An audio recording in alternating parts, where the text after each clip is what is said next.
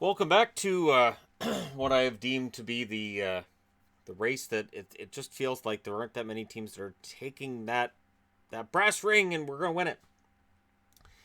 This is your race in the West from number 6 down to number 15. So rather than talk about wild cards and who's where, I just went 6 through 15.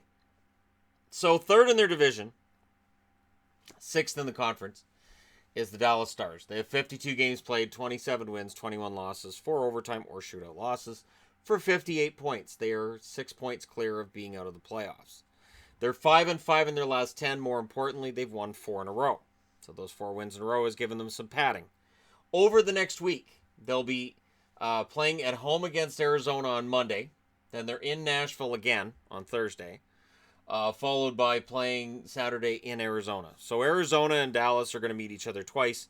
And if you're a Coyotes fan, they are going to play a large role in whether or not I start dropping teams out of this race soon. And eventually I will. I debated about dropping LA out of this one, but I thought, nah, I'll leave LA in it for now. But I want to do this once a week, where every Sunday we go ahead and we take a look at where we are in the Western Conference and how strong or weak things might be. Now, Minnesota's 7th. They're the number 1 wild card. 52 games played, 26 wins, 22 losses, 4 overtime or shootout losses for 56 points. They're 5-4-1 in their last 10. They've lost 2 in a row. On Tuesday, they're in Buffalo. Thursday, they're versus Edmonton. And Saturday, they're at New Jersey.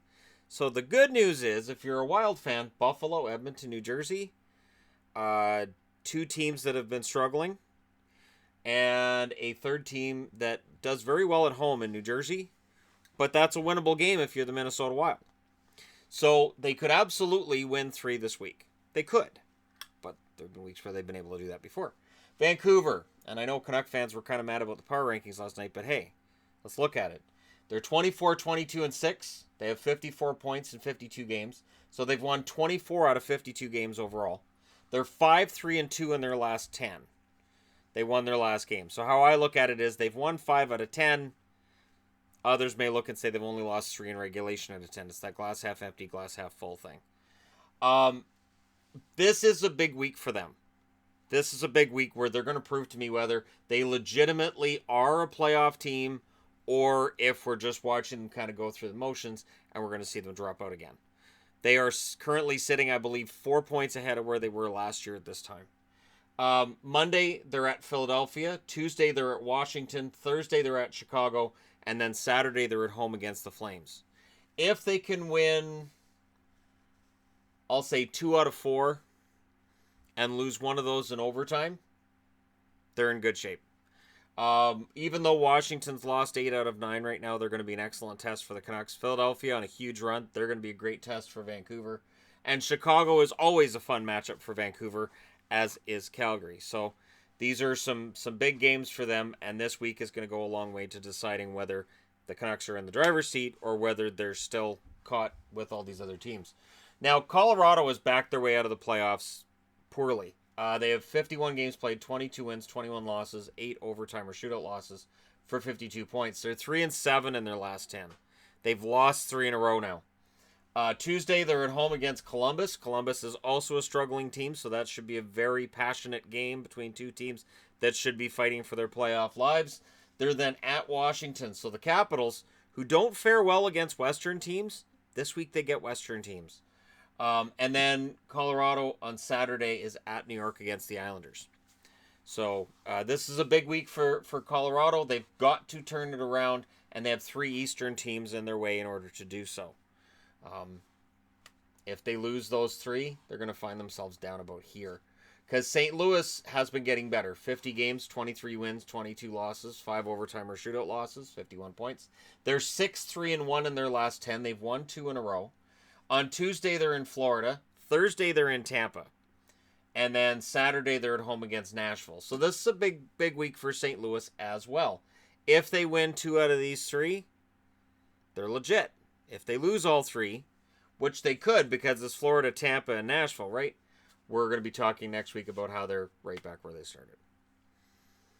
They do need to be a little bit more consistent, but at least they're above 500 in their last 10 games. They've won 6 out of 10. It's at least looking like it's trending in the right direction for St. Louis. It's not a coincidence that Bennington's been the guy for a lot of those wins as well. Arizona, 51 games, 23-23-5 is their record for 51 points. They're 6-2-2 in their last 10. They've lost their last 2. Big week for these guys too. So with that 6-2-2 record, it keeps them in this. They really want to get up here, make up that 3-point difference on the Canucks. They do have a game in hand. Vancouver has a tough week, so this is a week where Arizona can move. They're at Dallas on Monday, then they're at Nashville on Tuesday, then they're at home against Columbus on Saturday and Dallas on Saturday. Or Columbus on Thursday, Dallas on Saturday. They don't play a doubleheader on Saturday. Schedule makers aren't that mean to teams yet. This is a huge week. 4 games. That'll take them to 55 with 27 left. Again, if they come out of this week, if they win, like, let's say both games against Dallas, they're 7 points behind Dallas. If they can win both in regulation, that could theoretically pull them within 3, depending on what else happens this week. So it's not a given that any team on this board is going to maintain their position. And Arizona, this is a week. If they're going to discover a scoring edge against Dallas, Dallas is a team that definitely struggles to score. Nashville, they've been up and down over the last couple of months. And Columbus, their confidence has been low. So Arizona could potentially take advantage of that. Oilers, of course, now 23-24-5. Now, think of it this way. If they had won yesterday and they won today, they'd have 53 points. They'd be 1 point behind the Canucks. They would be 9th. They would have passed Colorado, and we'd be talking about how the Oilers could salvage this season. But as it stands, they're down here. They've played 1 more game than Arizona, 2 more than St. Louis, and they're 1 point back of Colorado, and Colorado has a game in hand on them. So there's a lot of reasons to look at this and say, and then you look at 3-5-2 in their last 10. They've lost 5 in a row. It's not a great look right now for the Oilers overall. This week, they're at home against Chicago, then they go to Minnesota, and then they're at home against San Jose. So when you look at it, at home versus Chicago is big. If they're gonna break this losing streak, that's a good time to do it. Whereas when they're in Minnesota and then they're at home against San Jose, these are teams that are ahead of them. San Jose's way ahead of them. They're not going to catch San Jose. But again, with Vancouver facing a really tough week and Edmonton's not looking quite as formidable, the Oilers could definitely make up some ground. But when you've lost 5 in a row, you've lost some games where you should have made up ground already.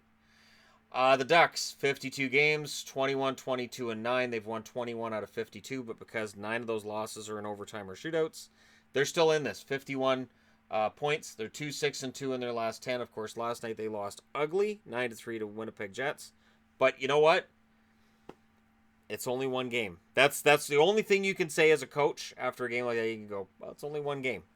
It is no different than if we lost 2-1. So we'll just brush ourselves off and go on from there. But it is going to be a rough week for the Ducks. They're on the road a lot this week. 4 games between now and Saturday. At Toronto tomorrow, so Monday. Tuesday they're at Montreal. Thursday they're at Ottawa. And then Saturday they're at Philadelphia. So while the opposition, 2 of the 4 are in the playoffs, the fact that you're playing 4 in 6 nights, that's rough. Especially for a team that's won 2 out of their last 16. I want to say 16. Is it 16? Is it 17? I'm losing track here because they don't win. So I know they've only won 2. They won those in a row, and then they went right back to losing. So I think it's out of 17 because they had that, 11? Anyways, it's a lot. It's a lot for Anaheim. Basically, for a quarter of a season, they've won 2 games. It's roughly where we're at. And this week, I mean, if they could win 3 out of 4 on the road, next week we're talking about, hey, the Ducks are right back in this. Because that would be 6 points, right? That would be 57. So depending on what other teams do ahead of them, they can bounce right past all these teams. They're only 3 points out of the playoffs, and Vancouver and Anaheim have played the same number of games. Chicago, although when I say that about Anaheim, it does sound like the whole Buffalo, where we're only X amount of points out of the playoffs. They should be a top 3 team in the Pacific. They're not. Chicago is still in this, in part because they lose in overtime as well. 53 games, they're 20-24-9, so they've won 20 out of 53 games. And the fact that they're mathematically in this, The fact that they're only 5 points back of a playoff spot is nothing short of remarkable. They're 5-3-2 in their last 10, the same record as the Canucks, but they've won 4 in a row. And when you look at those 3 losses in regulation, there was that one week where I had them really high in the power rankings. I said they were doing well, and then they just tanked the next week, and I was really ticked off. They've played really well since I was ticked off. They only play 2 games between now and Saturday. They play at Edmonton, and then they play at home against Vancouver. So Tuesday and Thursday are their 2 nights. They've played 53 games, so it makes sense they play less this week than does anyone else. Those games are both important. Edmonton sits 2 points ahead of them. Edmonton has a game in hand on them. Vancouver, of course, sits 5 points ahead of them and also has a game in hand on Chicago. If Chicago can win both of those in regulation, pull themselves up to 53 points in 55 games, anything is possible. So while we're talking about whether or not Chicago might sell at the deadline, I don't think that decision has been made as of yet. I don't. Because they're not as far out of it as they should be. When you've won 20 out of 53 games, you shouldn't be in a race. LA, they won 20 out of 51. They're 27-4. They have 44 points. So because they don't have overtime and shootout losses like the teams ahead of them, they're pretty far back. Although when you look at the wins, they're right in line with both the Ducks and the Blackhawks. They're 4-5-1 over their last 10. They lost their last game. As rough as this looks, 4-5-1 is a better record over the last 10 than Anaheim, than Edmonton, than Colorado. So they're catching those teams even though they're not winning half their games. And it's a big week for the LA Kings. I mean, you trade out Jake Muzzin, one of your better defensive defensemen, and then you've got this. They're at the Rangers tomorrow, Monday. They're at New Jersey on Tuesday. They're at Philadelphia on Thursday, and then Saturday they're in Boston. And I believe the Boston one's an afternoon game. So if you're a Kings fan, this is the make or break week. They kind of have to win all 4. If they win all 4, they'd have 52 points in 55 games, and then we could talk about other catching up. I can't see any other scenario by which a week from now I would likely want to have them on the board. But there you go. The race out west to see which teams are going to end up making the playoffs. Let me know your thoughts in the comment section below as always. Don't forget to hit like and subscribe if you're browsing your way through. You just happened upon this video. And which teams are going to end up finishing above this line. Oh, fine, I'll just put the line in. I can do that. So there's your playoff line. Which teams that are below it are going to get above it, and which teams above it are going to end up falling below it. I still, 30 games from the end of the season, don't think Vancouver ends up holding onto that playoff spot. But when I look at the teams behind them, I don't know how many of them that I look at as legitimate playoff teams either. But I'd be interested to know your thoughts as always. Hit like and subscribe if you're browsing your way through, and I'll talk to you again soon.